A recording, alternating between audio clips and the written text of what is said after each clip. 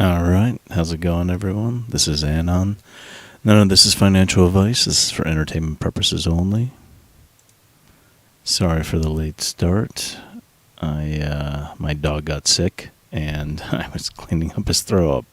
My daughter had, I don't know if you guys know this, but it's, I think they're called like Baby Bell cheese. But she had dropped one in her, I guess, the wax and all that stuff. What's up, guys? What's up, Earthium? What's up, Drake? What's up, Rat or Raid? What's up, man? Bing.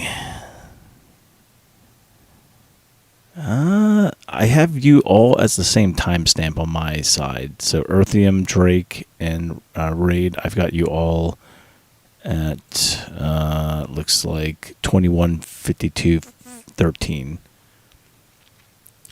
What's up, Jace? How's it going? Yeah. I guess there was somebody had posted something. It's the same guy that I guess he had complained before. Yeah, it's funny. He said that I ran away and I'm hiding, and I'm like, I literally stream every single night. I'm not quite sure what you're talking about. So he said when Aterian was going down, I was nowhere to be found. I'm like, I literally streamed every single day for the last 3 months. So I'm not quite sure what he's talking about. Me hiding. What's up, CC? What's up, Spooner?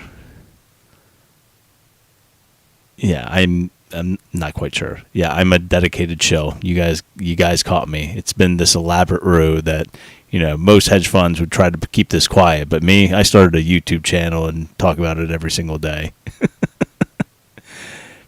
That's real low key. Anyway.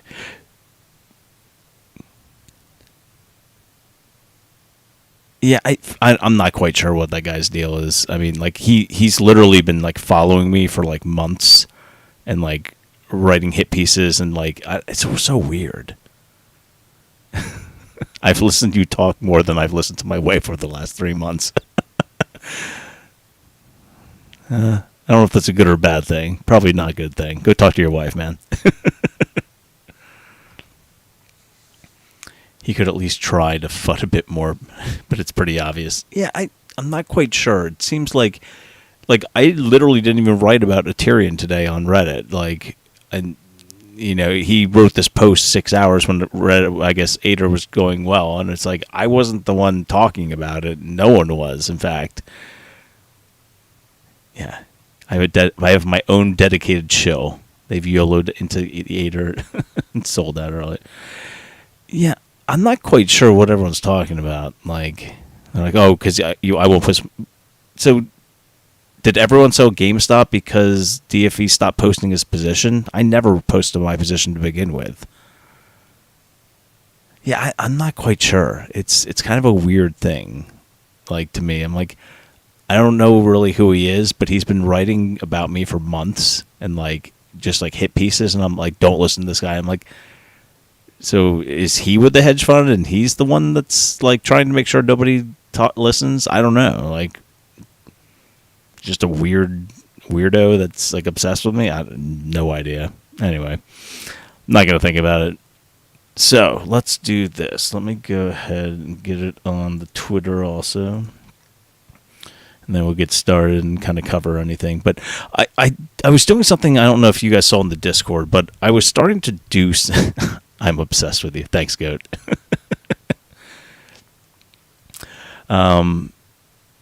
We picked up a subscriber. We got a 2001 now. Space Odyssey. It's my dad shoes you guys are all here for. I know what brings the boys to the yard. And they're oh, a cough. Yeah, everyone's here for the cough.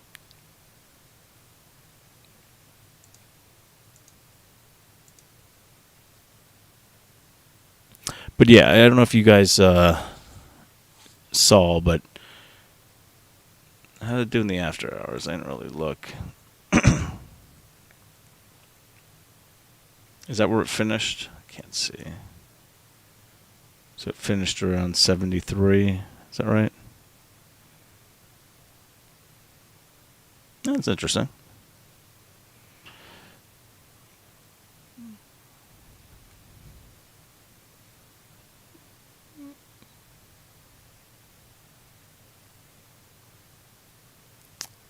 Tons of haters on StockTwits too. What's funny is I never really posted a StockTwits, so like, not quite sure what that's about. Like, I literally made an account and I posted like twice and then I stopped because I just never used StockTwits. Ater definitely had my attention today. Getting a little stoked. Yeah, I mean, I told you guys, like it runs up for no reasons. Like there's no rhyme or reason. The only thing that we could be doing is because earnings are coming up, typically what they like to do is run up towards earnings and then dump. I mean, that's been like what I've seen over the last couple, let's go over, let's see, zoom out. Go back in history. Let's look at the last couple earnings. All right. Here. We have an earnings right here, right? And this one was, what was it? That was the earnings beat, right? And then they pushed it back down. We had an earnings here, and this dumped, right? So this was during like the falling knife area, but they like gapped down and just like got crushed. Even though this earnings actually was a beat, this was an earnings beat, but they gapped down from like $8 all the way down to $5. Like it lost $3 a share overnight. Even though it was an earnings beat, it was crazy. Then it ran up right after that. That was the run from basically $3.04 all the way up to 20, and then the second time to like 16, 17. And then here was the next earnings. We actually beat here. That was earnings, right? And then it got just pushed down. So the last time was here. We had earnings here, and it kind of consolidated, and then it ran up from there. But the thing, and then here was the other earnings right here. And then our next one is going to be right around here, which is roughly around the 8th. So could they be running this up and then trying to drop it down again? Who knows? But yeah, so like here's the thing. Like shares are the safest. If you're going to buy calls, deep in the money calls are always, pretty solid. Like I've got 150s right now. I've got a good amount of them, but they're for 2024. I'm giving myself tons of theta on this. But I just want to show you guys something. It's kind of the thing I've been like, I know I haven't really been posting a ton on Reddit just because like most of the time I've been working on this project. I just got back in the office, but I started working on this thing and it's kind of gotten like to this point where I need to I'm comparing a bunch of different things, and one of the things I'm comparing is there's this weird anomaly that's happened, and I need to understand it. And I think somebody actually even threw out a suggestion, which was they thought I should look into I think it was energy. So here, I called it the 100% club. So these are the tickers who are currently 100% utilization, right? Or are on reg show. And what I found was there's a bunch of these that are all lining up on the February 8th. So like AMC, GameStop, Goev, FFIE, and Ater was like a month later, but they did actually technically start getting like up into the high 90s around February, but it didn't hit 100% until a month later. But all of them look almost identical when you look at Ortex. And what I'll do is I'll show you that. And it's something that's weird that's going on, and I can't quite like place. I know all of it's linked. I just don't know exactly, how to like link it all together yet. But there's going to be something that I got to look into swaps. I got to look into like rolling, options. Like something's happened that made all of those get pinned on the exact same day. it's weird, right? Did you see finally after months bearish volume trend reversed and it's now increasing? Yeah, I did see somebody posted that, I think, inside the Discord, and I thought that was an interesting, like, somebody, whoever caught that was a good catch. I wasn't looking at it specifically today because I had the project I was working on for work, but I kind of was keeping my eye on the best I can. But I should hopefully, once it cools off again, and that the problem is this darn job gets in the way of me sitting behind a computer all day and trading stocks. But it is what it is. But I just want to show you a couple of these things. So let's start with Aterian, right? So here's Aterian's shorts, right? Short interest. So you see here, during this run up here, when it went to 20, we weren't even at 100% utilization. We were like 99, 90, yeah, but like we had this run, right? And it was pinned up there, and there was not a lot of shares. And so they went on reg show during this time, and I'll show you threshold list. So during this time, it was on threshold. During this time, it was on threshold, right? Utilizations, I wish you color coded the way you want it, but, or maybe you can you? Nope. Anyway, but utilization was choppy, dip every once in a while here, but, dropped down, got to a low. It was pretty much, during this time where everybody was like, oh, well, everything's over, but then as the price got pushed down more, you notice the utilization starts really climbing again, right? So utilization's 80, jumps up to 92, right in like February, jumps into the 80s and 90s, right? Here on March 2nd, it hits 100% utilization. 2 days later, it goes back up to 100%. So we'll say March 2nd, but stays 100% during this entire time. It has this random dip here 2 times. So 3 days right here, it went off of 100%, and then it's back on 100% again. Now check this out. Look at GameStop. So GameStop is a perfect example of this. You go to utilization, and utilization gets hit right here at 100% on February 8th. Okay. Weird thing. Let's go to AMC. AMC. Pull up utilization. Utilization. Boom. What day? February 8th. FFIE, or FFIE, or whatever, Faraday. Same thing with them. Look at these stocks. Every one of them has this solid bar across. Just, slight dips once in a while, like it drops to 99.4 or whatever, 97%, and then it goes right back up. Like, and what was the day it went 100%? February 8th.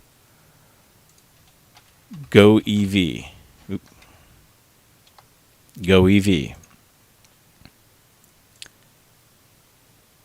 Right? Utilization. Boom. Same exact thing. What day? February 8th.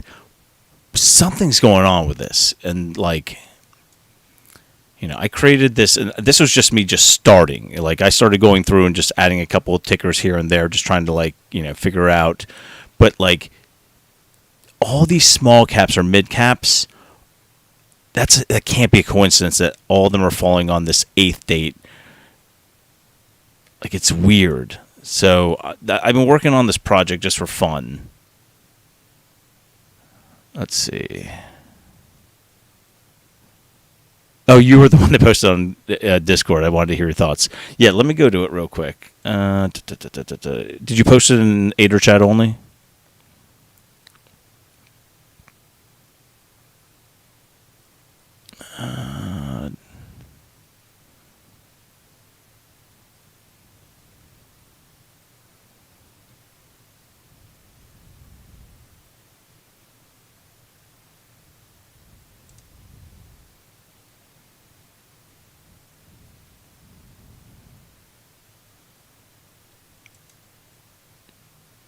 I'm trying to find it right now.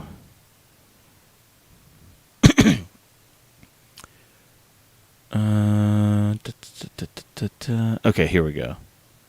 Are you Caesar? Is that right?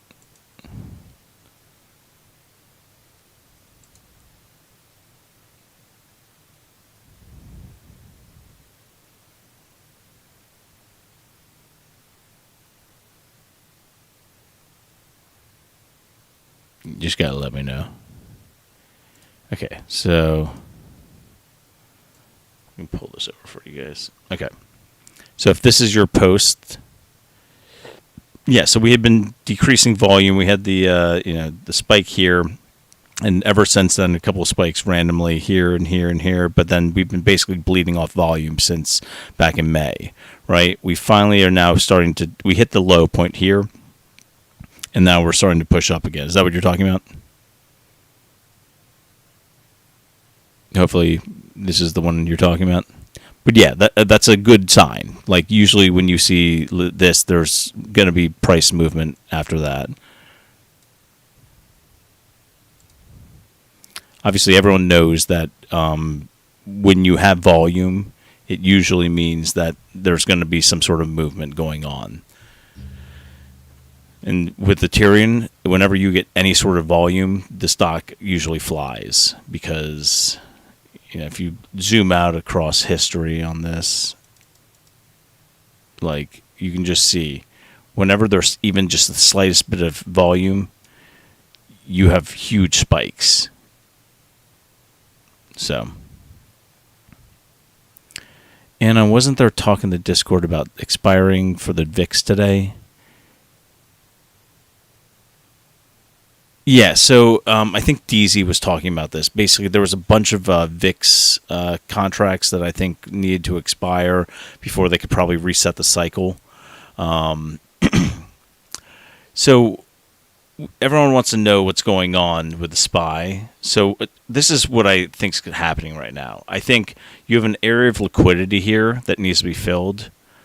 Because it gapped down this day and it gapped down again, right? Well, now it's going to go back up, fill those gaps, and then possibly it's either going to break out of this trend from there, or we're going to head back down. But because these algos like to fill gaps, they like to make sure they fill up these areas of liquidity. So what I would see is I could see us running back up to possibly like the 401 level, wherever this gap actually is. Like 401 down to 395. So, yeah, I haven't really been looking at. Let me see. I'll pull it up over here. Oops. Right. So, what it looks like to me, at least, is obviously, yeah. You've now crossed over on the MACD. You're running hot on this on the daily, but it was running up pretty aggressively. Everything right now is starting to come down, but the question is, and CCI just crossed over, and now you're starting to get some red on the Awesome Oscillator and also on the TTM. It's going down. So, yeah, right now it does not look great. You had a negative 16% today. That's not great. I think the question is, let's take a look at their ticker real quick, right? So let's look at the short interest first. So, for this one, it's been in at 100% utilization, though, for a long time, right? We've known that. There's not been a ton of liquidity on this. You see the cost to borrow is very high. I mean, we're talking about like the average is like 535. Highs of 600% on this.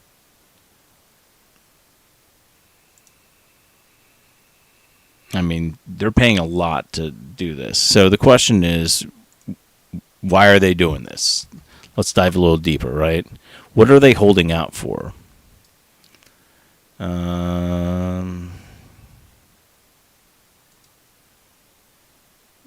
I have to sign in, I think. Let me see.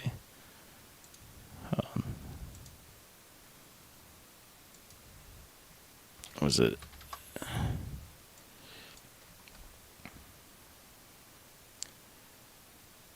Yeah, so they're pretty big. All right, what was the latest thing?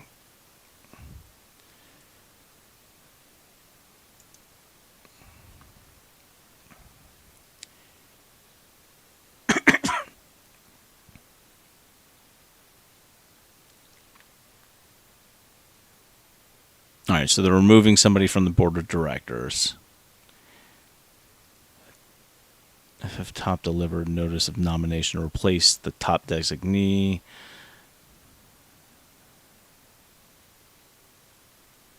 Okay. I mean, so who is this guy?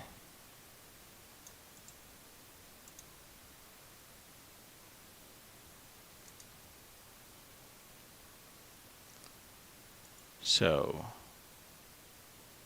he was also the lieutenant governor of the state of Nevada, treasurer to the state of Nevada. He's an American businessman and politician, governor of Nevada, right? Oh, sorry, lieutenant governor of Nevada. And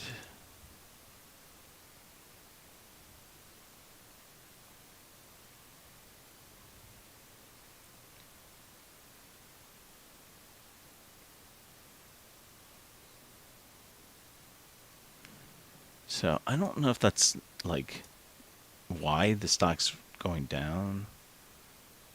I mean, this is back in June, so I don't see any like recent PR news. Top holders are Vanguard, BlackRock's in there, Citadel's in there, though they sold some of their position. Not a ton, but they sold some of it. Palantir's actually in on them. Susquehanna, Hudson Bay, Geo Capital. So there's a lot of major players that are buying and holding this thing.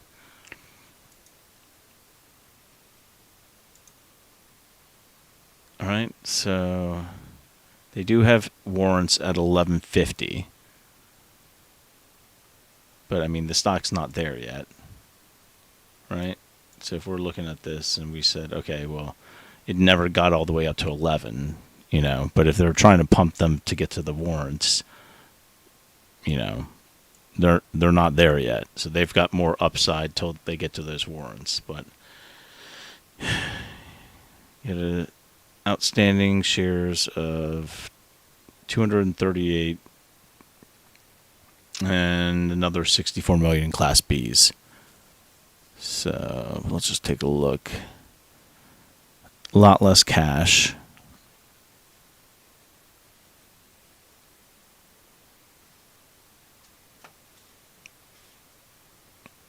Okay. I'm just taking a look at some of their stuff real quick. Their liabilities did shrink, though. All right. Yeah, I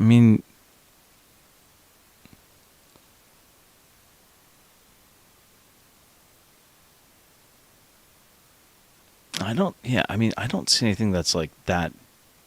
I mean, they took a bigger net loss, though, during that time.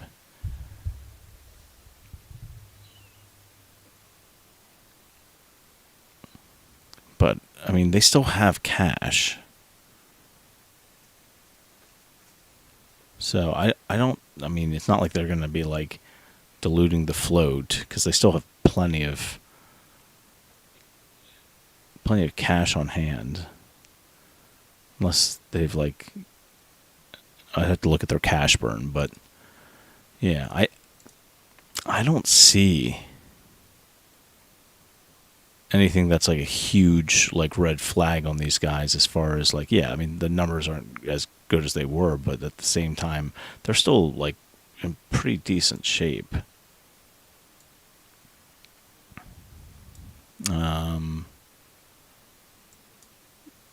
Yeah, I mean just looking, I mean, it's a decent amount of short interest, but like they've really been shorted for a long time.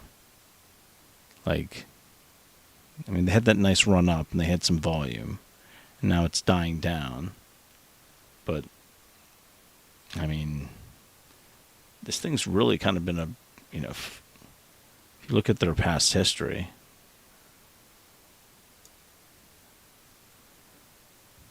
were they a SPAC? Saw they opened at 10. Were they a SPAC before that?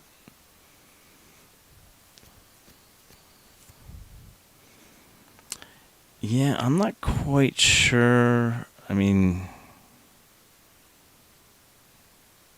I think we have to just take a look and see here. Are they on reg? They're not on reg show, right?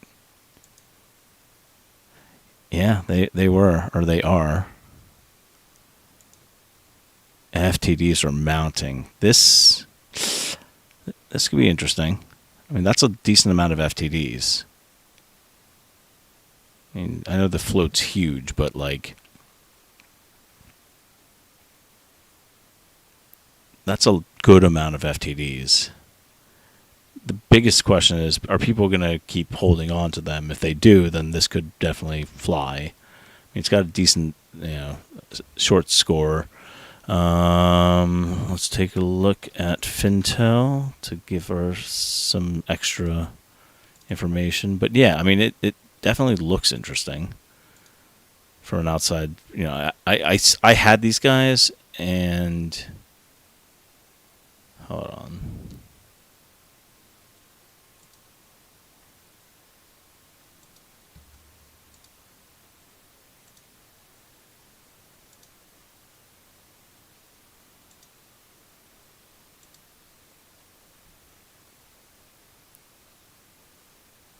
Yeah, I don't.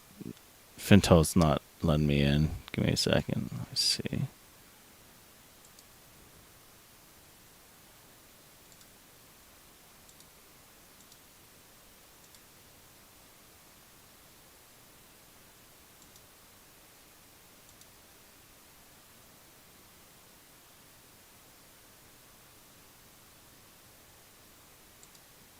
Yeah, interesting. Yeah, I don't know what's going on there, but we can take a look at Morningstar. Give me a second. I'll grab that. So we can take a look at what they think fair value is. There's a couple of these ones that are like this where then we can take a look at the options change just to see what they look like. See if there's anything interesting going on. Okay. Pull up Morningstar real quick.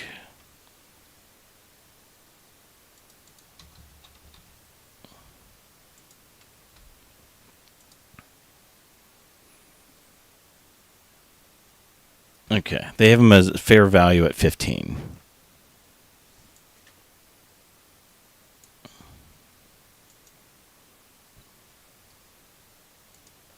I'll pull that up for you guys right now.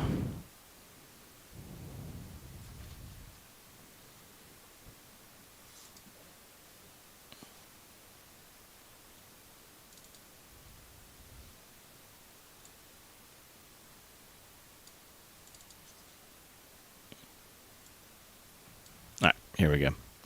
Yeah, so they've got them as fair value at 15. Right now, this is considered basically like a 4-star buy, which means that basically this is the 1 star. It's like the worst price you can get. Down here, anything below $1.15 is considered a 5-star buy, meaning that like if it ever gets down to that level, it's like almost a must buy. So, because at that point, that's probably like where their current assets are. But yeah, so like for here, you've got the last close was 4. So this is considered like a 4-star buy right now. And then buying over $198 a share would be the 1-star price. But obviously, extreme uncertainty because the market the way it is right now. And all right, let's see.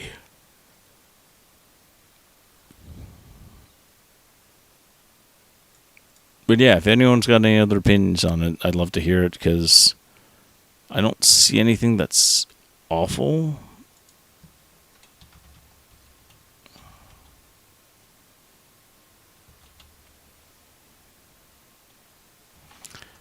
And what they make cars, right? Is that what it is?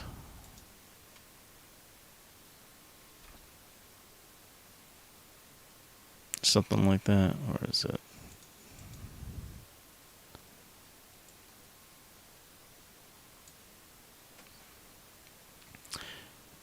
Yeah, here you go.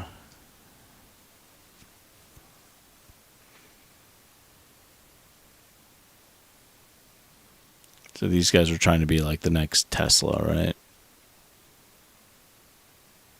Here, let's just...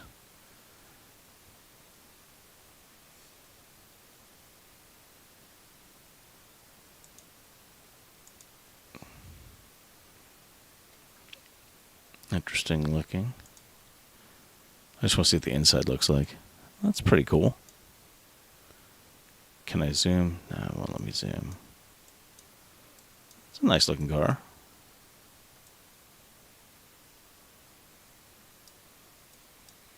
I even got stuff over here.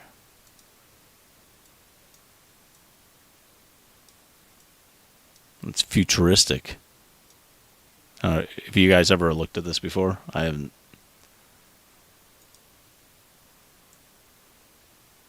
I guess, is there a screen up there too?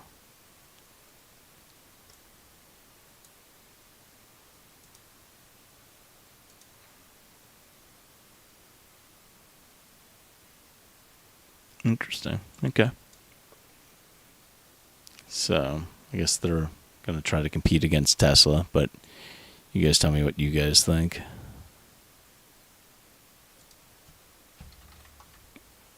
But, yeah, I mean, it seems like every one of these new car companies is always like, you know...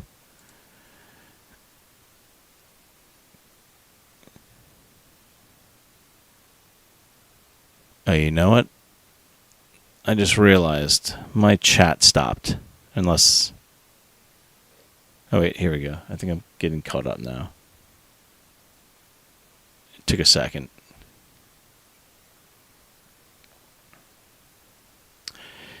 Yeah, let's see.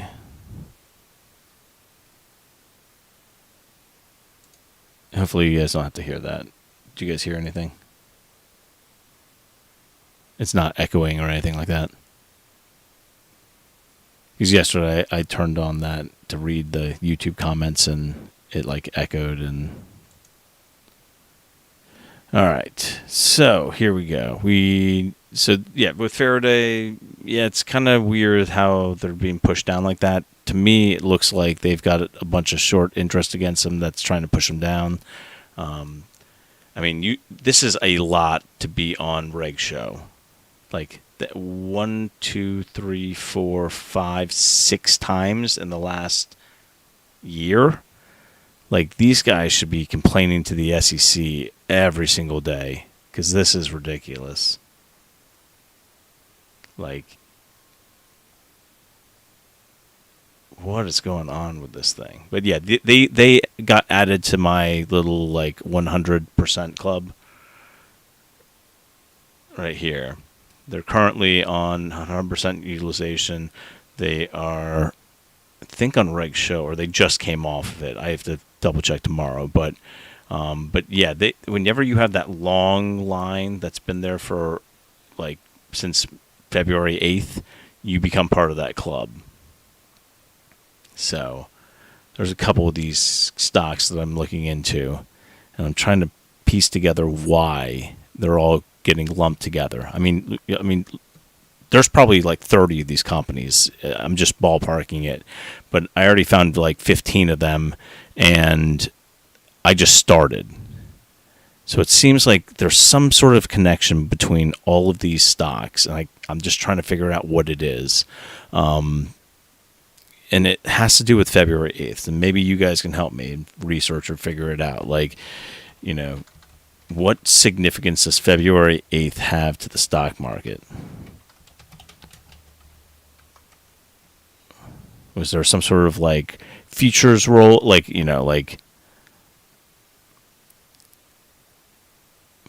there significance to that date?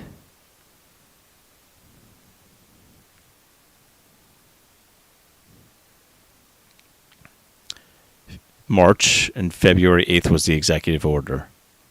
Did they? Oh my God! Did they really? March 8th to be exact, but yeah, I'm noticing a lot of February 8ths. That seems to have some sort of significance. Maybe February 7th. Was there something that happened, like a future roll, like where they roll the futures contracts, or something's going on. Here's where it'd be nice to find out. You know what? I'm gonna ask somebody that might know. Let me hit up real quick. Let's see.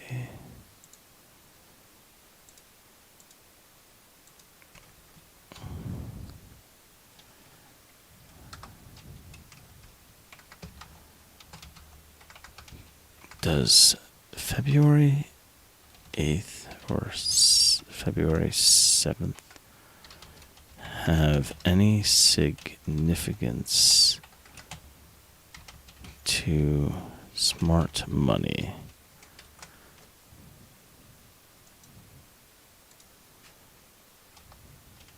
Like futures or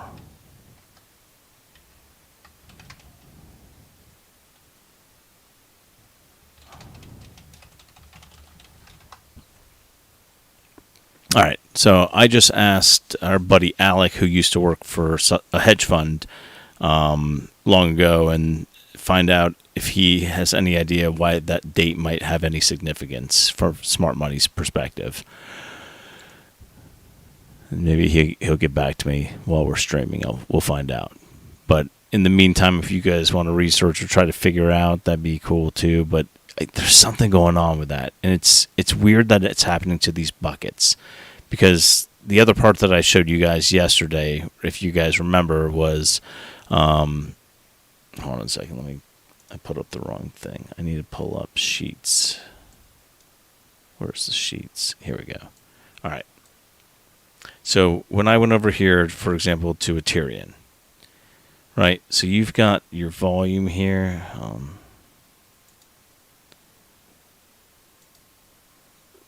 So we don't have yesterday's, but we can go back to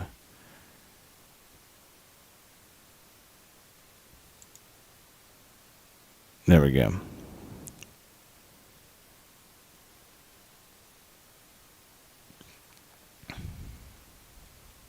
So the March 8th was the executive order.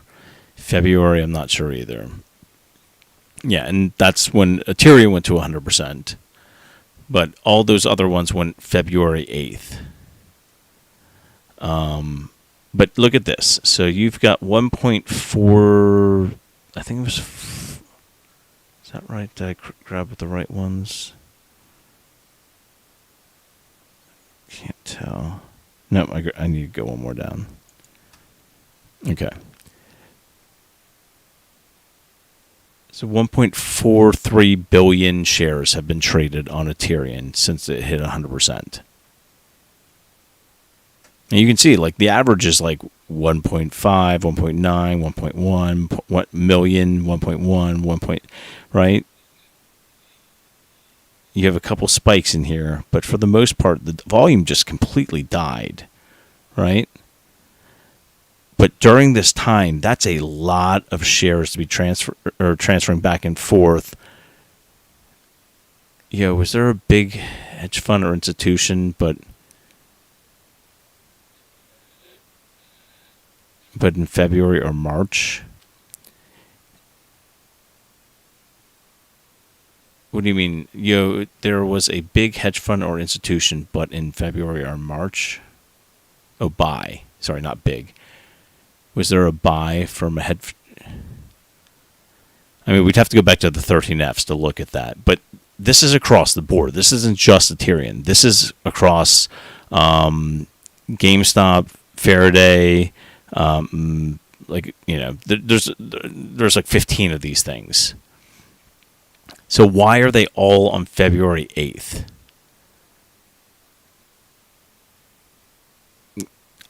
I don't know. That's what I'm trying to figure out. So I spent today kind of like trying to research and figure out how many of these things there are. I found 15 just by like the start of it. And then what we're finding is, like for example, like we had during this time right here, we had like 53 million shares outstanding, and yet we traded 1 billion shares in volume. Like something's not right there. Like that's a weird number. Like you typically don't see that kind of volume on a small cap like this.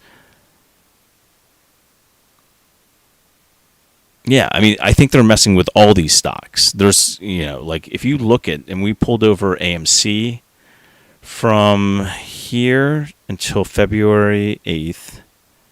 February 8th is here. They've traded 5.3 billion shares on AMC. Now, granted, their float's bigger than ours, but at the same time, that's a lot of volume, right? Like GameStop has actually, look at this. GameStop, I think it's like 450 million, if I remember correctly. I went too far. Is that right? Yeah. It's hard for me to see. But yeah.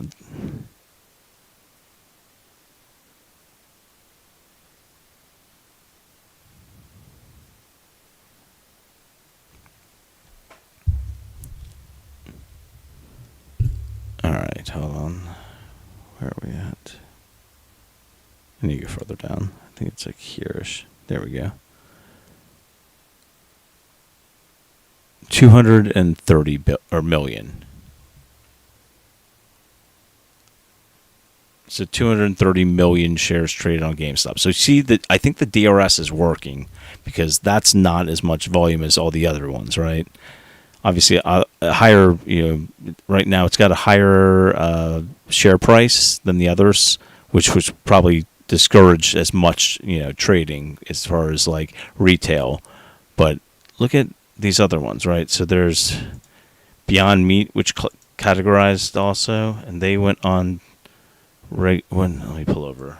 Where is it at? Beyond Meat's another one.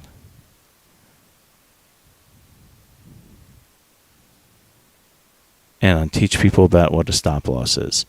Too many bag holders don't know what that is. Yeah, I mean, all you do is you set literally a sell that if it goes below a certain percentage or whatever you want, like there's trailing, there's a whole bunch of the different ones. But all it is you basically say if the price gets below this, then I'm willing to sell. The only issue with that is, depending on who your broker is selling that information to hedge funds and market makers. So literally the smart money knows where you put your stop loss, and then they go stop loss hunting. So like something like this could be, for example, a stop loss hunt. So the thing gets up here, they say, okay, well, if I bought in around down here, so if the price gets below 450, let's go ahead and do a stop loss. So what ends up happening is, or maybe it's like 475, right? So what happens is they sell your information to these hedge funds and market makers, and then those guys get together and they say, all right, we need to drop this thing. So they basically collude without actually, quote unquote, doing it together. But they're all doing it together because, for example, on GameStop, the drop that we had last week, that literally I think it dropped something like $12 in 5 minutes. Like, that's not a normal market move. That was basically a bunch of people getting together being like, if you see this happening, you also dump too to make it as bad as possible. These are called stop loss hunts. So that's what they do, is they basically buy your information, and you then, when you put in your stop loss, they know where it is and they make sure they hit it. Any means necessary. But yes, stop losses are a good thing. That, if you're actively trading. If you're not trading, then stop losses are great. If you're actively trading and you know where your spot is, you can always put it in. But just be aware that the way the system works currently, because payment for order flow, you are the product, and that means that when you put in your sell order, they know where it is, and even if you wanted to stay in on the play, they can trip your stop loss, and then you're out. So I'm not telling people to do one or the other. I'm just letting you know the facts about it. Stop losses are a good idea if you want to minimize risk. On the other hand, also, stop losses are being sold to brokerage or from brokerages to market makers and hedge funds and other smart money, and they will find out where your stuff is if your company is basically selling that information, or whoever your broker is. If they're selling that information, then they can stop you out, and they probably will. So there you go. But yeah, I mean, there's a bunch of really fascinating things right now going on. Like tomorrow will be the 4-to-1 split at the end of the day. At that point, GameStop shares should be about $40 a share. Because I think if it's still $160, if it's down to $150s or $145s, then it'll be $30 a share. But yeah, there's going to be a lot more buying pressure, but yeah, Beyond Meat, I think I was going to show you guys that one before I kind of got sidetracked.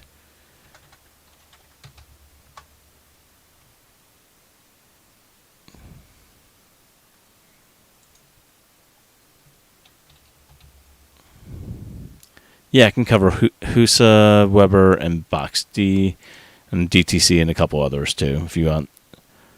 I didn't even hit those ones yet on the checking to see if they're 100% utilization. We can add to the list right now if you guys want, if you're fine watching me work. All right, so here was Beyond Meats, and I'm going to pull up utilization. Look familiar? 100% on February 8th. Guys, something's weird about this. Why is it every one of these really, really retail popular but heavily shorted stocks, they're all got 100% on February 8th? There's something weird about that. How many have we looked at? 6 of them that are all the exact same.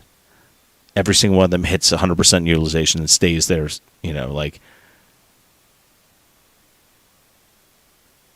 All right. What's the next one? Let's try HUSA.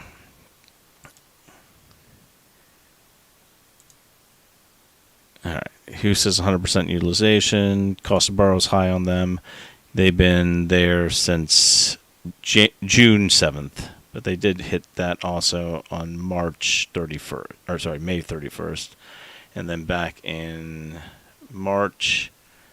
So really, they've had their kind of move here and then secondary move here, and then they don't have a lot of shares. I think if I remember correctly, it's a small float. It's shares outstanding is less than 10 million.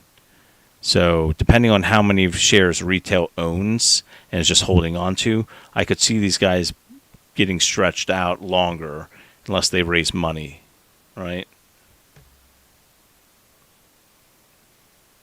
But they're supposed to be cash flow positive, so...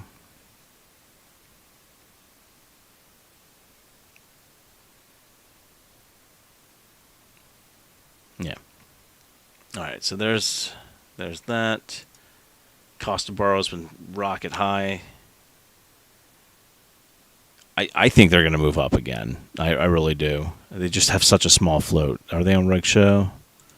FTDs are starting to mount up again.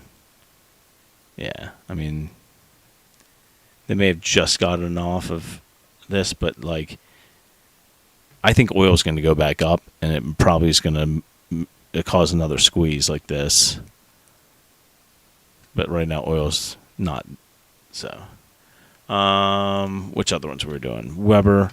So WEBR is actually interesting, because it's a huge name brand, and they do have a good amount of short interest against them. They've 50% of their entire float short right now. 100% utilization. Utilization went to 100% on February 8th. I'm not making this up, guys. Like, I'm not making this stuff up. Like, that's February 4th. When did it go to 100%?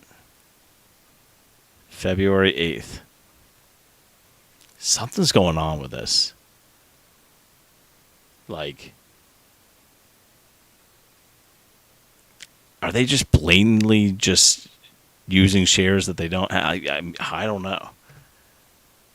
You would think for a stock that literally has been 100% utilization, you also might have a little bit higher than, 66%.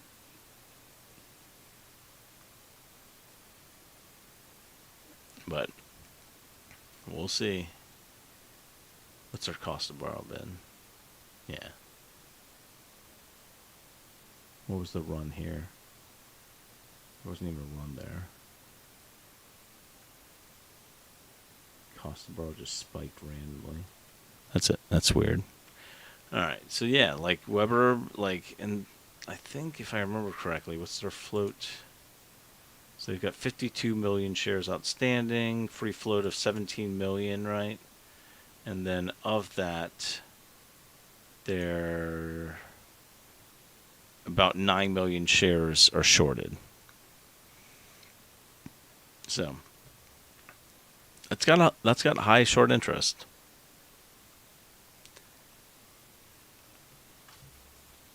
No, I mean it's just weird, right?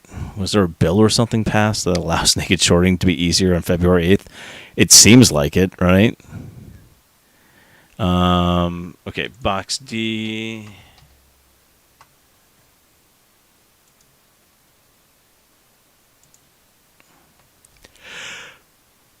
All right.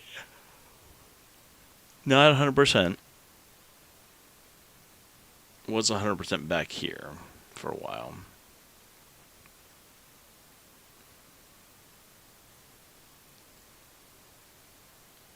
And there's March 8th.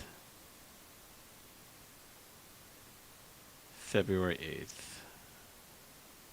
So this is not one of them.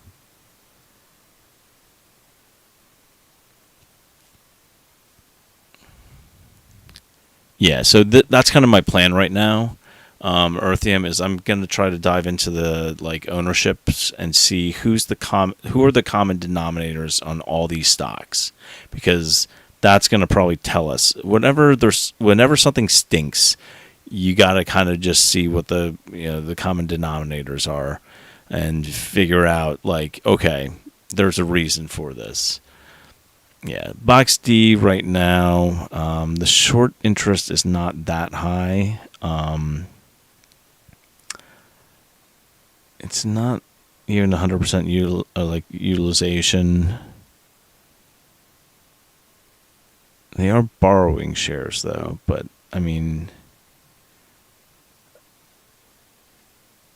they got that mini little run there, and then I'm not sure why this one was so popular with the short squeeze. I kind of missed a chunk on Reddit when there was a couple of tickers that came and went, and I never really looked into them because they just didn't look that interesting to me. I mean, the cost to borrow on is high, which is weird, but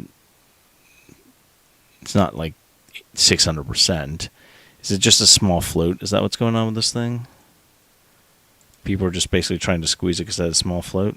No, it doesn't even have a small float. I don't know why people are all over the stock. They had some insiders buy, and analysts went positive on it. So maybe it's just a fundamental thing. So they had a trading signal of a buy back on the 19th. Which was yesterday, right? Today's the 20th. No, so somebody said buy. Ortex says buy. Sorry, it's over here. Squeeze type 2. I I mean, didn't we see it was only 3% shorted? Or something like that? No, sorry, it's 3 million shares, 8% short. I don't know what they're seeing on this.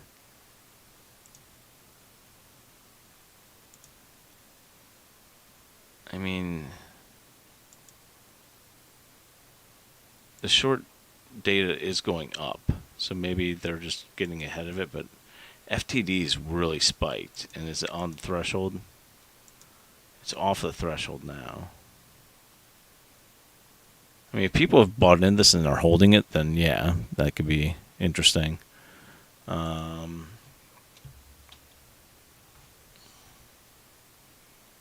right, so what do you need to know about UVXY?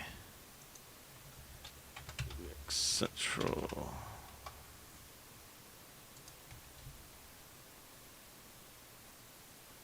There's your M1, there's your M2. 26 and 27. Sorry, 2650 and 27.7. I don't think it did anything really special today. All right. Max pain on it's 13. And it's 12.25 right now, as of today.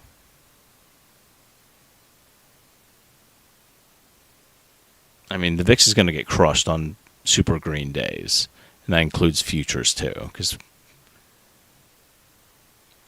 yeah, I'm not saying Box D is a dud, but I'm saying like I don't quite understand what's going on with it, because according to this, utilization dropped all the way down to 60, and it's climbing back up now.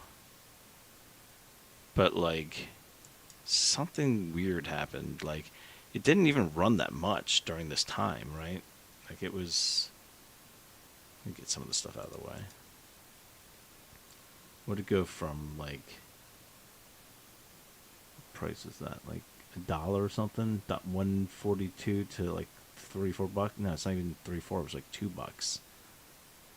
And everyone went like nuts over this thing, but like, I mean, it can move.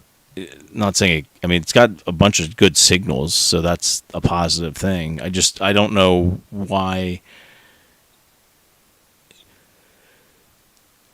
If anything, it's going to be basically a Wyckoff spring, and it's just going to run from there because it's just oversold and it needs to go up. But, I mean,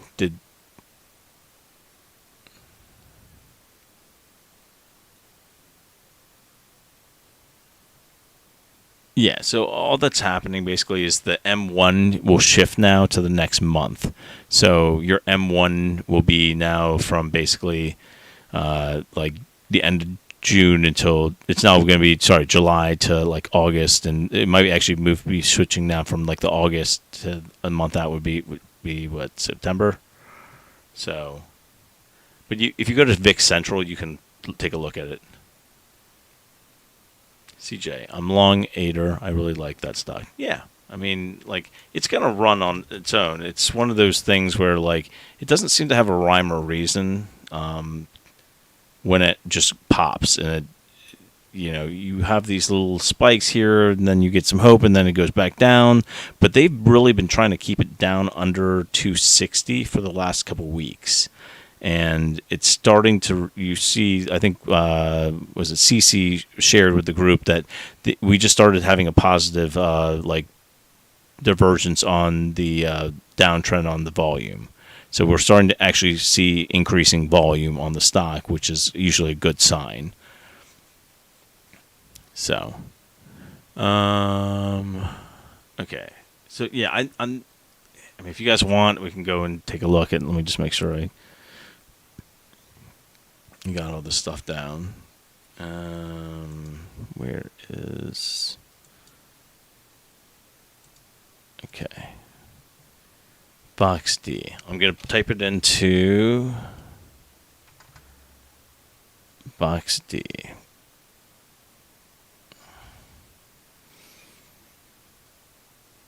They have them as fair value at $6.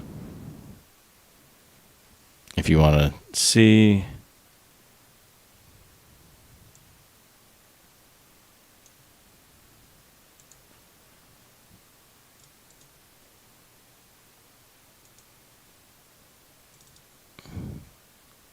There you go.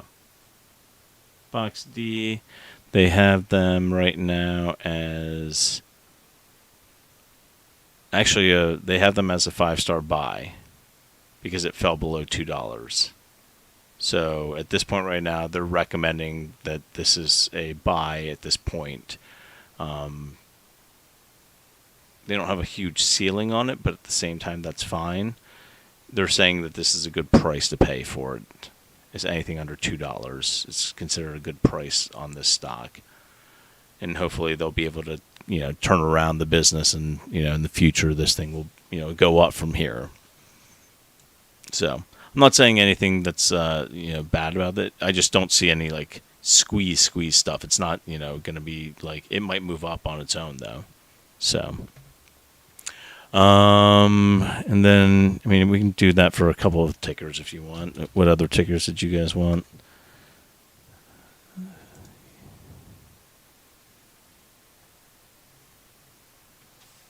Yeah, just to show you. Like, here's Aterian. All right. You guys always like it when I do Aterian, so here you go. Yeah, Aterian right now, their 5-star price is anything under $274. And right now we finished $270, so this entire time it's been in this, buy zone, the accumulation zone, the loading zone as I called it. And they have a fair value at 9.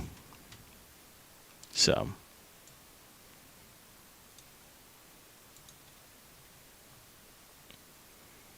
what's up? Yes, how are you? All right. So, what other ones we need to do? You want to do? Okay, hold on.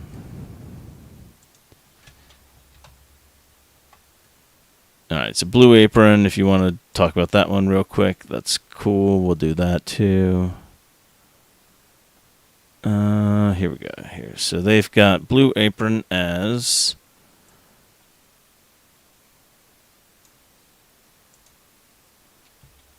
pulling it up for you guys. All right, here you go. Blue Apron should be coming up in a second. There. Blue Apron right now is a 5-star buy according to Morningstar. They have a fair value at $10 for them.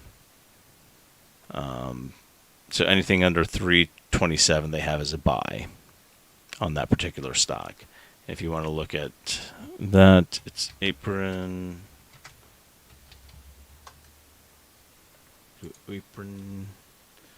All right, so you've got 34 million shares outstanding, right? Here's your shorts. About 3.8 million. Let's look at the utilization. All right. I'm just curious about this. February 8th, hit 100%. Now it's chopped since then. So this one I wouldn't consider part of the 100% club, but it has had a solid run of being like pushed down here in 100% utilization. So cost of borrows remain elevated. Shares on loan dropped a little bit, but that's fine overall. FTDs, no threshold though. So not quite there, but I could see. Let's drop some of this stuff so I can kind of see again.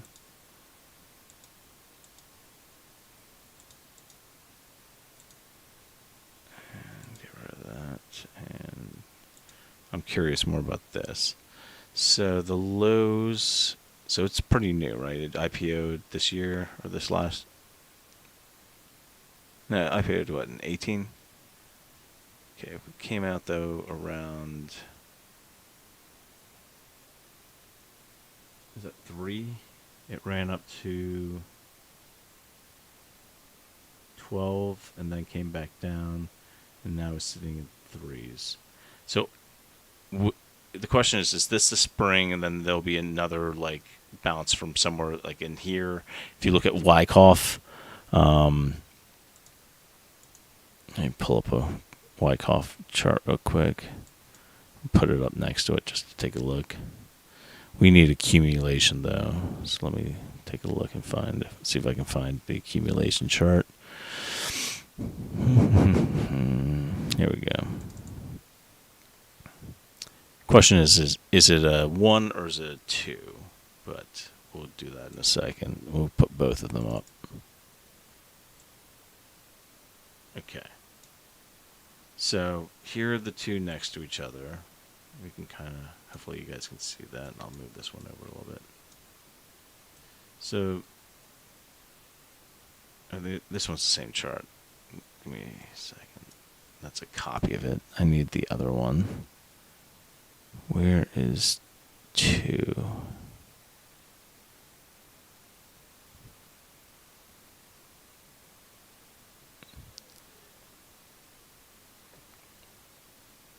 Wyckoff accumulation 2. Because we've got number 1 on there, so here's number 2. If I can save it here. Okay, here we go. All right.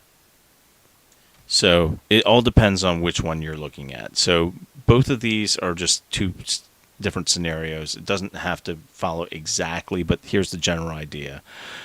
You've got these. Wyckoff basically is when they're trying to, in this case, in accumulation, usually it's when they're trying to shake out, and literally Wyckoff called it this. I believe he called them weak hands. So people who didn't have the fortitude to hold through some rough times. So he called them weak hands, which I think turned into paper hands, turned into, and then that's where diamond hands and all that stuff comes. But Wyckoff literally called people who sold at the bottom weak hands.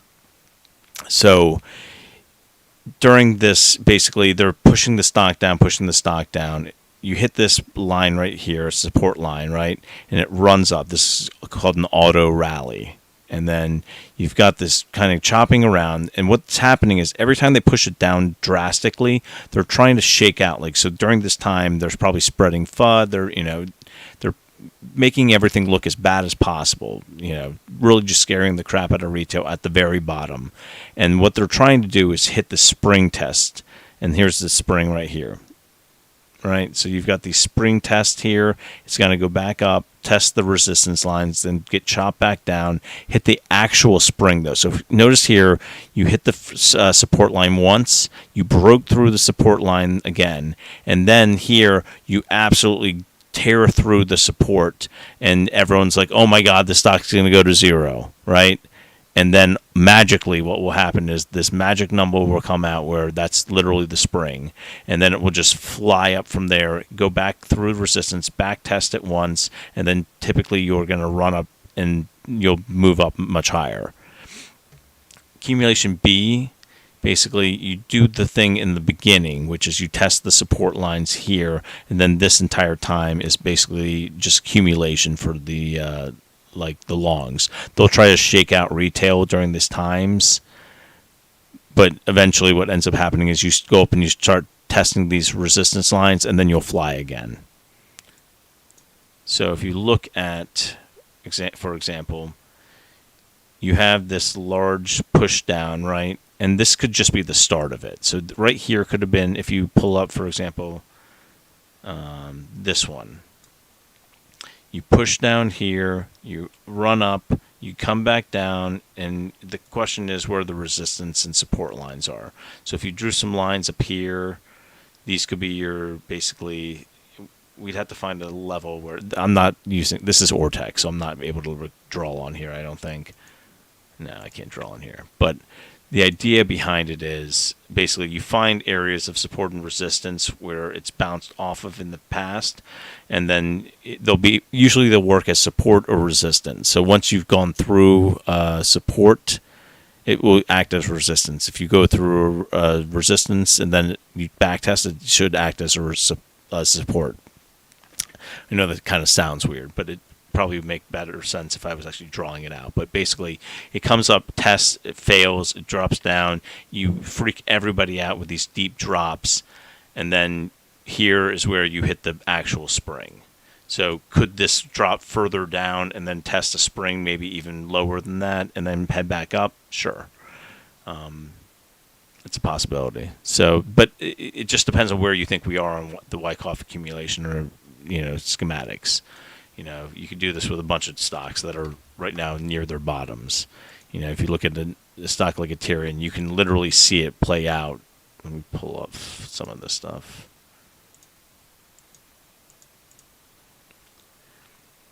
Like, you had this large drop down, you came up, you hit the spring down here, then days later we ran up, and here this was the spring down here, you hit all back up. Yeah, because you had this large drop from here, drop down, and this was basically the spring, then it ran back up. So you've got a bunch of these stocks that are all kind of like down here at these like low levels, and the question is going to be just, at what point are these things going to just fly when they get some volume? Because once institutions start buying in, that's when, and these stocks are already at 100% utilization. So when they start buying in, it can cause FTDs to start running up if they, get like any sort of positive news, because these things have been beat down for a long time. These small caps are all been beat up. So hopefully that answered some questions. But yeah, let's see.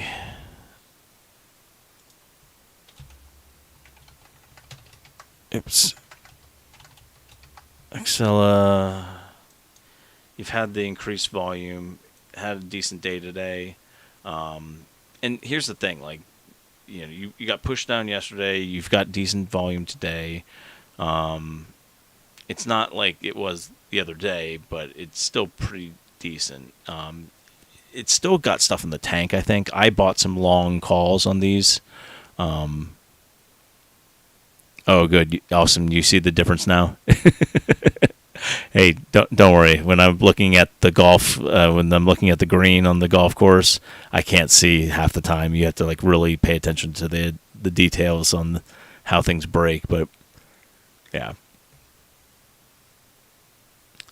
are options or shares better for buying Aterian? It depends on your timeline. I mean, obviously, I don't give financial advice, but like, I've got a mixture. I've got some 150 calls for 2024. I gave myself plenty of theta. The thing about Aterian is we don't know when it's going to turn around, right? So giving yourself a ton of theta is a smart idea, because I gave myself last time 8 months theta, and they ended up expiring worthless. Even though at one point it did move up during that time, I didn't sell during that time because I thought there was more upside because of the gamma ramp that was left. But I can tell you right now, that's the danger of options, is if, for example, if months from now the stock's not moved, with shares, you can still sit on them. You may not be happy, and you may be just bored watching the ticker go nowhere, but at the same time, you're not like, at least you still have those shares. So shares are always the safest option. The other thing that you can look at is long leaps. Like I bought 150 leaps for Aterian. So, but that's my personal, thing, is I have a mixture of shares and also long leaps at this point, because I'm not trying to time this anymore. Like before, I saw gamma ramps, and we were looking at things from that perspective, and they were able to push it down because they got some dilution from the private placement sales, and some of those shares came onto the market at a really inopportune time, coupled with the market crashing when Aterian was trying to squeeze. So there were some bad factors that went on last time, but at this point right now, I'm just buying leaps, and that are deep in the money, and I'm here and just stacking up whenever I can. I wish I could have bought more, but I basically ran out of money until my next paycheck, and then the stock's now moved up to the 270s, which, I'm trying to average down as much as I can. So we'll see. I mean, today was Wednesday, so I just want to point this out to everybody. the stocks, pretty much all the stocks, this is the trap day for a lot of them. Wednesdays, whenever you see like the stocks move up on Wednesdays, you have to think in the back of your mind, did they do this to get people to buy options, hoping that like the 250s will be in the money, and then what ends up happening is they push the stock down to like 249 like they did last week. So just throwing that out there.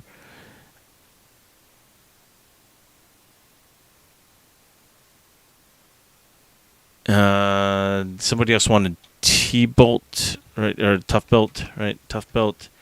Yeah, so they've been getting some volume, and I think we talked about this. They have warrants at 1150, I think, if I remember correctly. Let's see.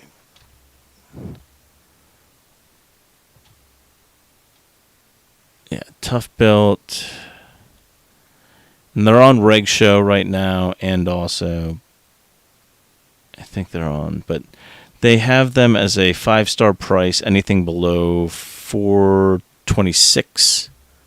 Here, let me show you guys.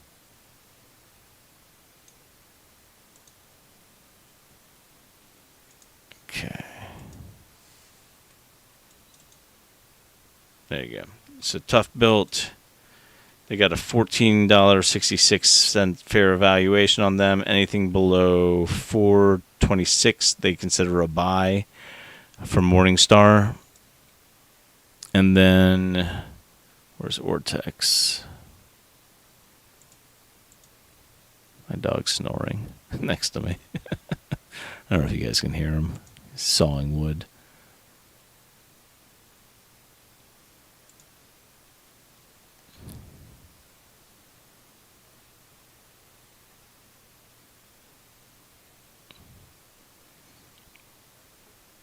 All right.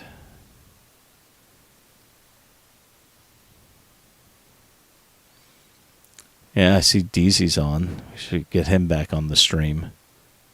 You guys enjoyed having DZ on it last time, I think, right?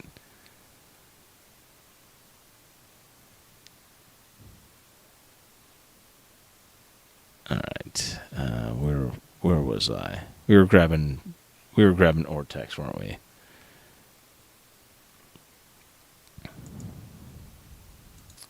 Okay, here we go. We're grabbing it for Tough Belt, right?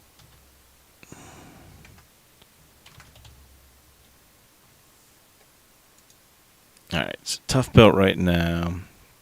They put up their nice little sell wall. Make sure nobody gets above it. But yeah, so your cost to borrow is really high right now. It's like 300%. Utilization is not 100% right now. It's at 98, but that's one of those weird, like, is it really, like, it dipped slightly, but it's been 100% for the most part since, like, I think March, right? No, April, sorry.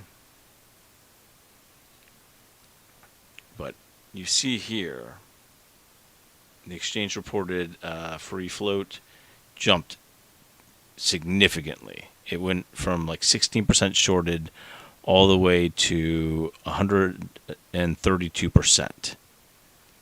Technically, that's not supposed to be that way, but that means you shorted more than the free float, which is why it's been moving. If you look at the chart, right, it went all the way down here. I would call this probably the spring. You have that automatic rally.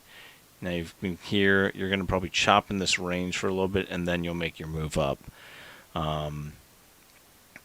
Once again, you look at some of these numbers and see what's happening. You've had most of your big stuff happening down here, and I remember you guys in the Discord were talking about this. I just, at this point, don't really have a ton of ammo, but CCIs looks good. You've got your price trend, everything's going up.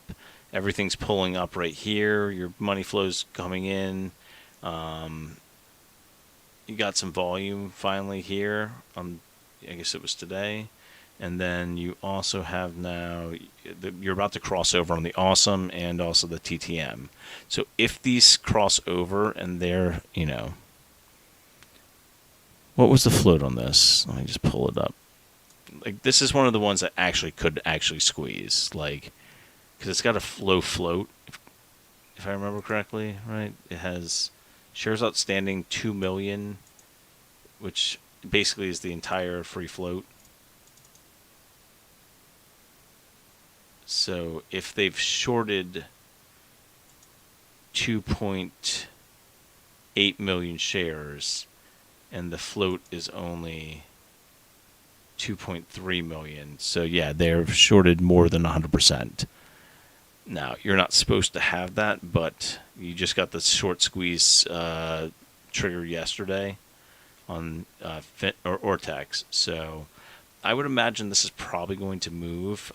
They're going to try to push it down the best they can. The question is, are they on reg show right now? Let's see.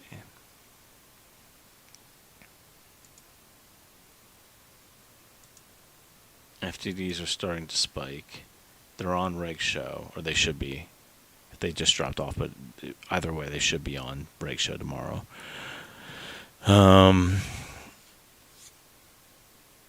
Yeah, I think this has got a future. I mean, it looks like if this is correct, they have shorted another 2 million shares. Now, the only question is there dilution on this where they're going to be able to get out of this thing?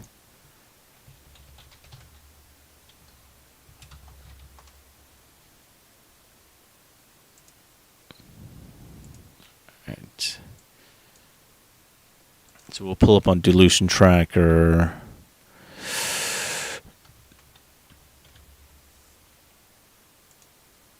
All right. And the answer is yes, because they have no money. And that's why the shorts are doing this. So they do have an S1 that was priced out for 10 million right here.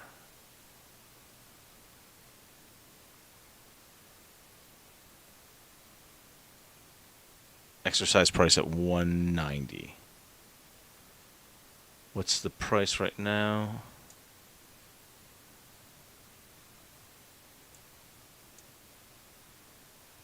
It's already at 4, right? So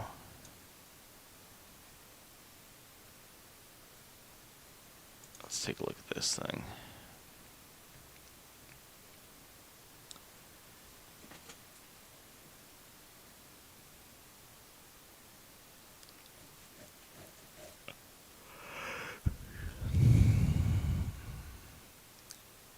Yeah, let's see. Yeah, like I said, this looks good on paper until I saw this warrants at 190. And I think that's why these shorts are holding on, is because they know that they're going to get some dilution here because they're basically out of money. Let's see.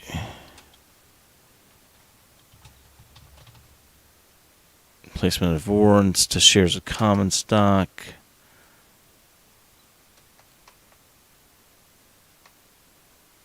All right. So they do have warrants sitting there. I just want to see if there's any other.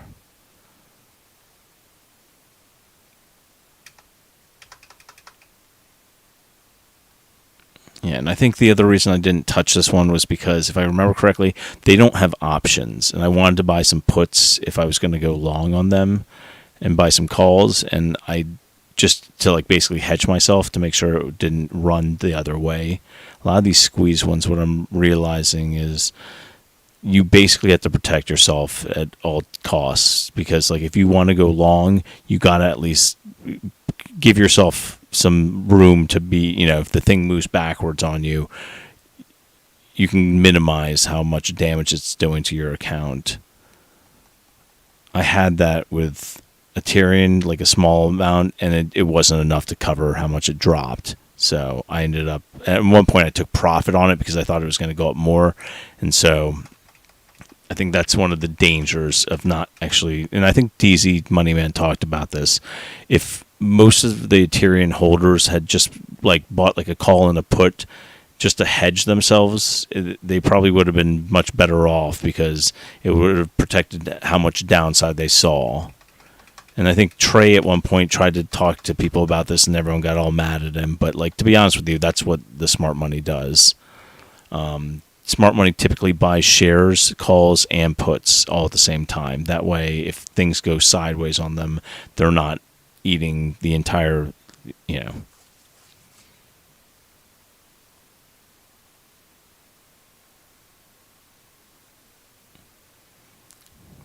All right, let's see. What others? So they have warrants also. So here are the warrants at 190. There's 3 million of them, which will. How much is the short interest right now? I think the short interest showed it was like 4. Yeah, here we go. Right now they're estimating it's around 4 million, right? So the question is, these warrants look like they're ready to go. They're registered.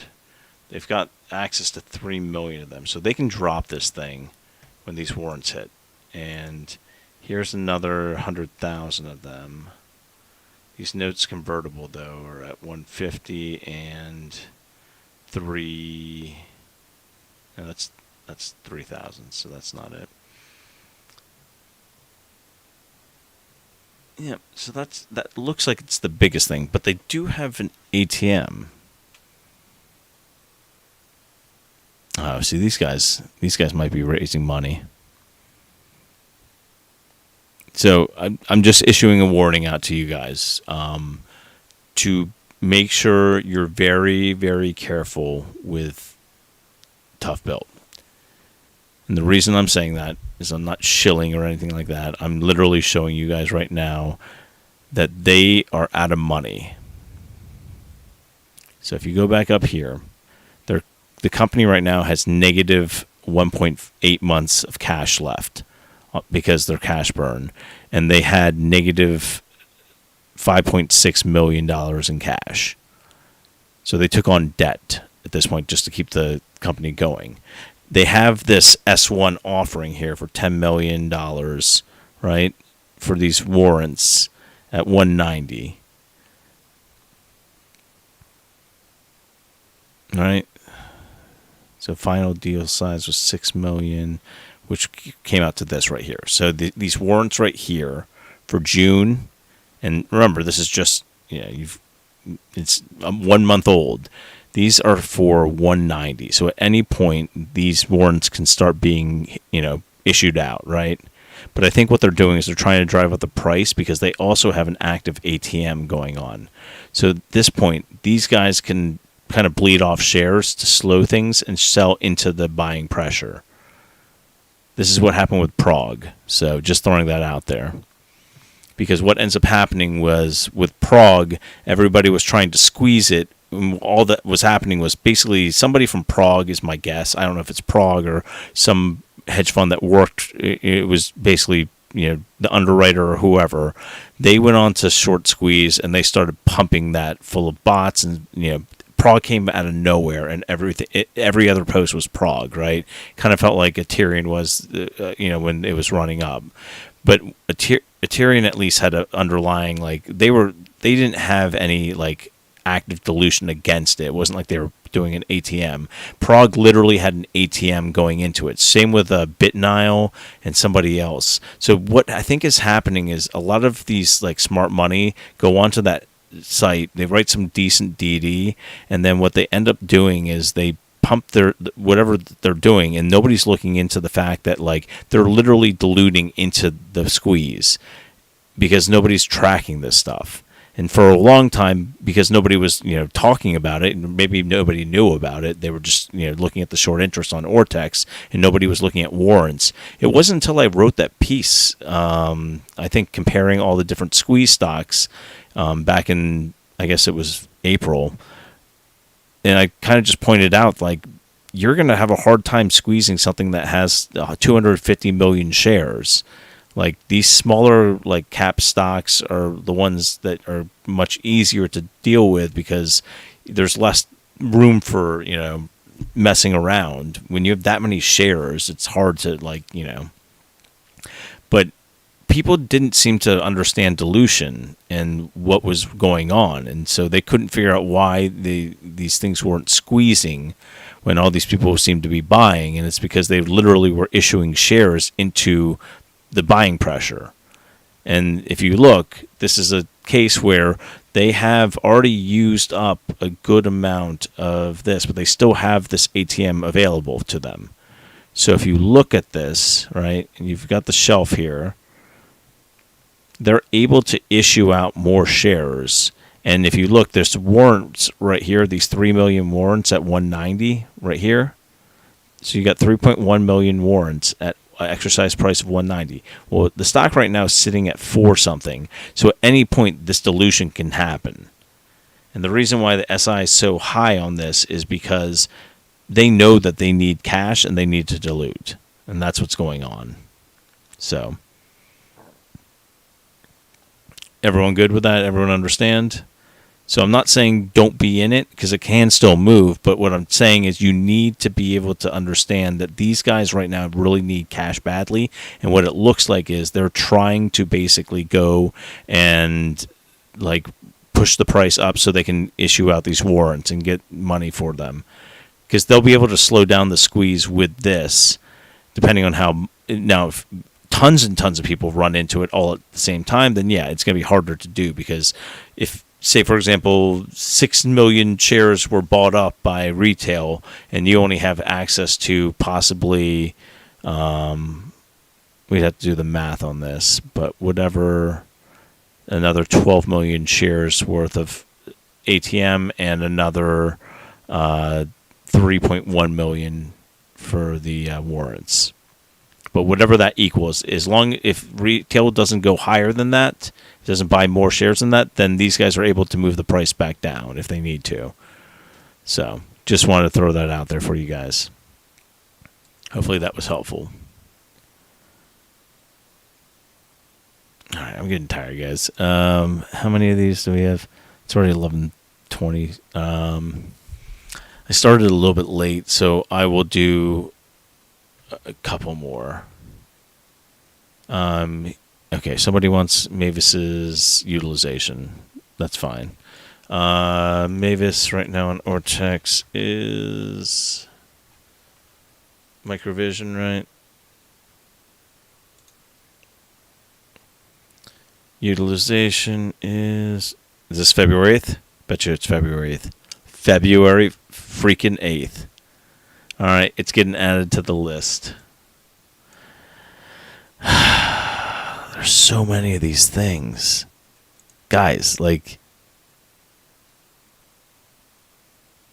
why are there so many of these? This list just keeps growing. All right, hold on. Here's my 100% utilization club. Mavis. Currently 100%. February 8th. Is it Reg Show? Let me see.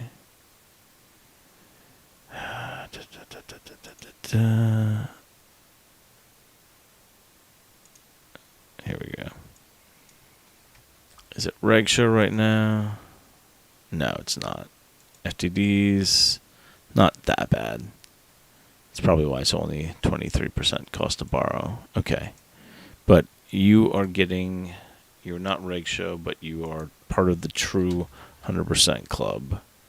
I have to check for warrants and all that stuff. I didn't do any of these ones yet, but okay. What were the other ones? So Tilray.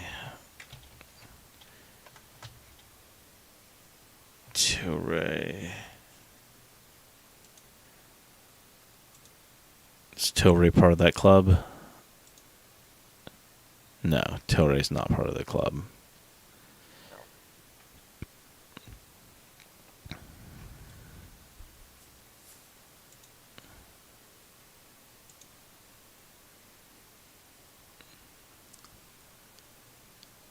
They have a lot of shares outstanding, I bet.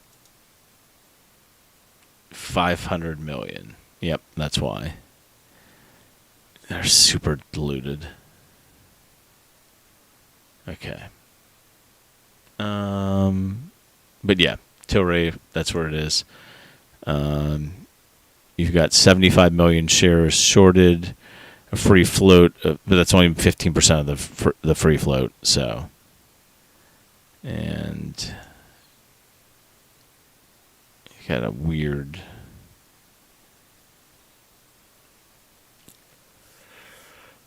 Okay.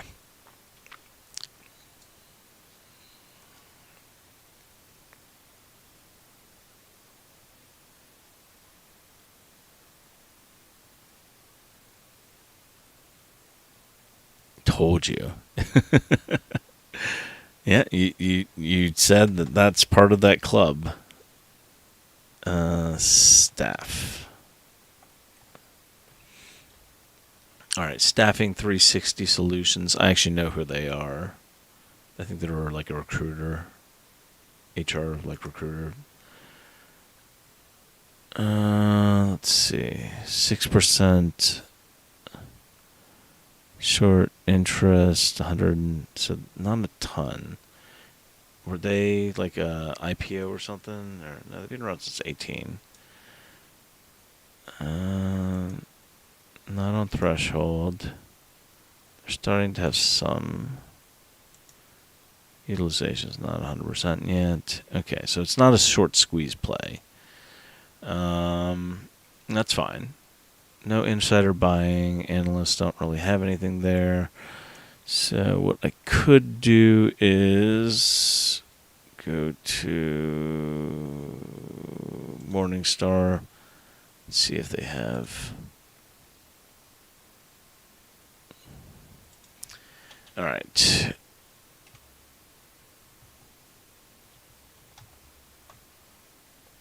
Here we go. Staffing 360 Solutions.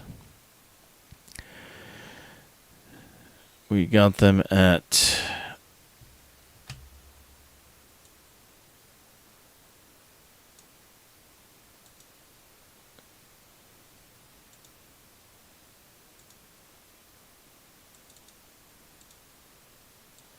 all right, there you go. So Morningstar has them rated at probably a 4-star buy. Their price is slightly over the 5-star buy, which is anything under 353 is a 5-star buy. Fair value they have at 1194.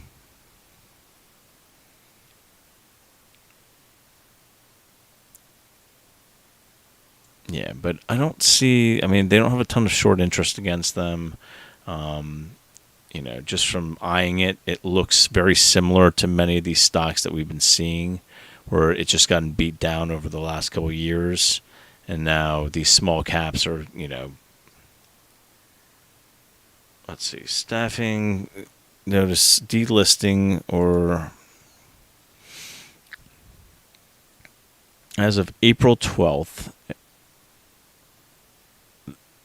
for failure to comply with the minimum bid requirement.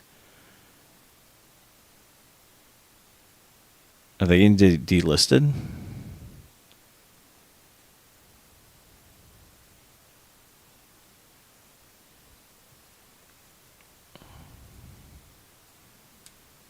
And they didn't file their 10Q for April 2nd.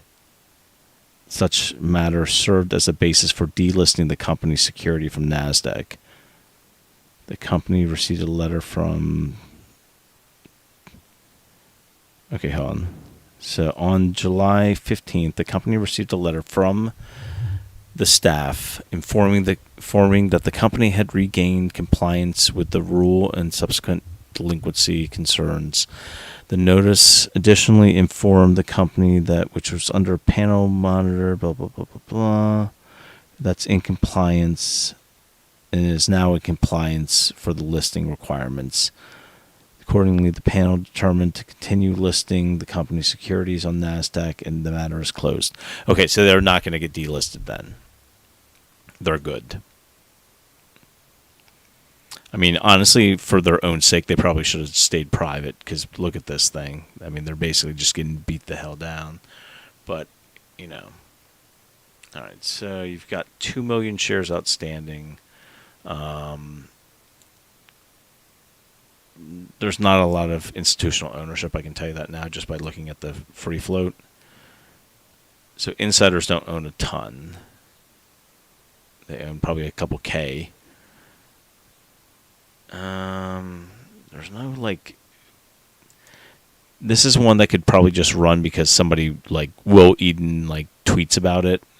Yeah, if you look here, like it's not. Yeah, I don't see a ton of.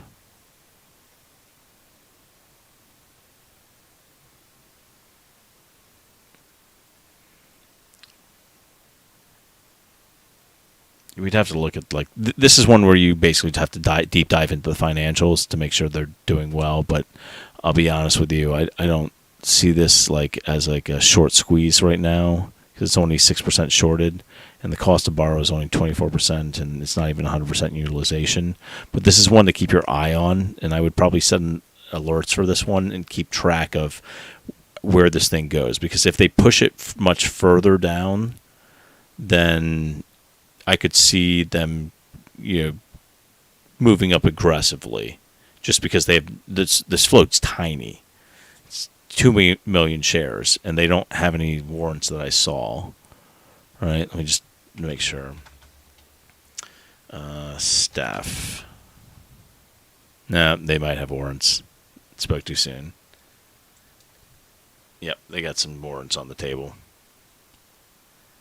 Yep, so it's not like a ton. It's like 850,000, but they're starting to run out of money, as you can see. They do have a January offering from last year, 15 million. Final pricing, it got 90 cents for that one. They still have pipe warrants on here for $5. So at some point, some of these underwriters might want to push the stock back up to like $5 to get their money out. They're all for $5.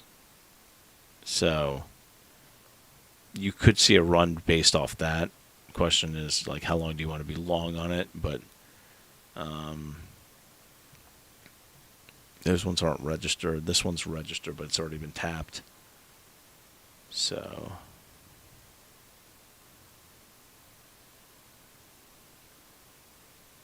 they've been mainly doing private placements, it looks like.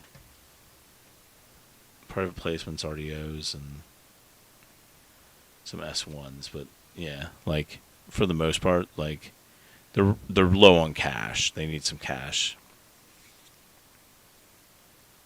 So I would look at this for earnings to just see. So you do have these. There's a little bit more dilution. Now, granted, this is pretty significant considering like how small the float is, but like, it's not really being beat down by anyone. It's just overall market. Like, there's not a lot of these shares flying around. Like, you've got a tiny float. So this stock could be easily manipulated by somebody that has some like volume if they wanted to. The question is underlying though, what's going on here? Like, with recruiting and staffing during COVID, it took a huge hit, which is probably why they had to do some dilution, is my guess, back in like this area, just to keep the doors open. So that's what I see. Anon, I just loaded money into my TD account. Will it be ready tomorrow? TD usually clears pretty fast. It depends. Are you cash only? If you're cash only, then it takes, I think, 3 days to clear. If it's margin, it's available right away. So it really just depends on what your account is. All right, guys. Everyone good? Hopefully that helped anything. John, if you're still listening, hopefully that helped you for staff. But I would take a look at their balance sheet and take a look at when their earnings are next. I would be curious to see what they're going to do because, if the job market's turning around, everything's good, that's great. But if they're staffing and recruiting and, we go through a time where there's less and less people being hired, because right now employment right now is at still pretty decent levels, But if that starts falling, the problem is businesses aren't hiring, and then what will end up happening is the company will slow down. So that's the only downside to staffing. So just throwing it out there. You got a cash account. Wanted to buy some before GME, before the split. Yeah, I don't know if you'll be able to get it. Now, Danny, I do know if you're, I don't know if you still have this available, but like if you do have an account with optionality, if you put in $200, it will clear immediately, and you could technically buy a call. It won't be like stuff you're able to convert into shares, but you could make some money off that if the stock goes up from there. So just throwing it out there. TD not give instant buying power. It depends if you're margin or if you're cash. Cash takes longer to settle, so it might take like between 1 and 3 business days. It's not guaranteed to be there tomorrow. So,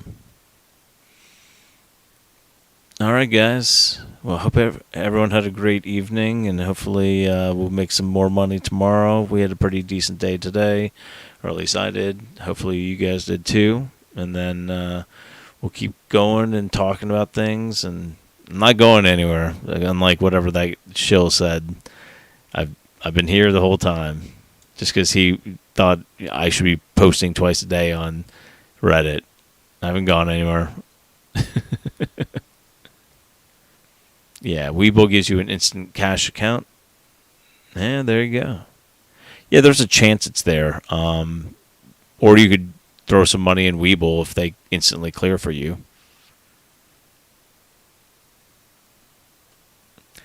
Yeah, I mean, I'll be honest with you. We don't know what's going to happen. My guess would be I expect them to attack this stock. Yeah, I think you're right, Goat. I think it's very possible that GameStop splits and then they absolutely just nail the stock down because people are not used to seeing the stock being at $40 or $30. And if they can get it down to like $15 and freak people out, psychologically, even though that nothing's really changed, that's what they would do. So it's a big possibility. I mean, at the same time, I don't really care. I'll just buy more. So, all right. You guys have a great evening. I'm jumping off now, and then I'll see you guys tomorrow in the Discord. If you're not part of it, you're more than welcome to join us. It's free. If you enjoyed the stream, if you can like this YouTube video and subscribe, that'd be great. Hopefully, I do this every night pretty much. I don't do it for the money. I do it for you guys. Hopefully help out any way I can. And then, yeah, that's kind of what's been going on. All right, so let me close up some of this stuff. And all right, so I'll pull up the link to the Discord and put it inside the YouTube video. And then we can go from there, and I'll go to bed. So hopefully everyone is having a good day. You have a good day? All right, good stuff. All right, there's the link. Does that work? Yeah, no doubt. Appreciate it. Awesome. All right. You guys have a great evening, and I'll see you tomorrow.